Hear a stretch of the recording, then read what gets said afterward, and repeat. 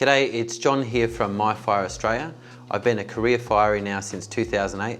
I just want to have a little chat about the MiFire photoelectric interconnected wireless smoke alarm and a couple of things that make this really unique and a great product that you could have in your house to protect you in the event that there's a fire or smoke in the property. So the MiFire alarm is like most of the alarms that we need in Queensland now.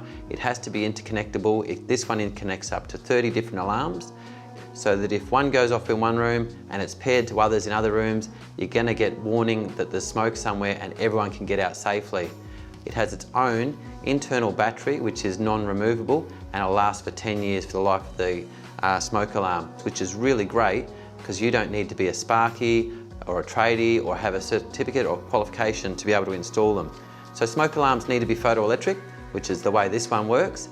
It has an integrated test and silence button, making silencing the alarm in unwanted activations and testing the alarm really easy. Its super sleek design means it's unobtrusive on the ceiling. It'll be there to do its job. I think these units are the perfect choice to help keep you safer from fire and smoke in your home.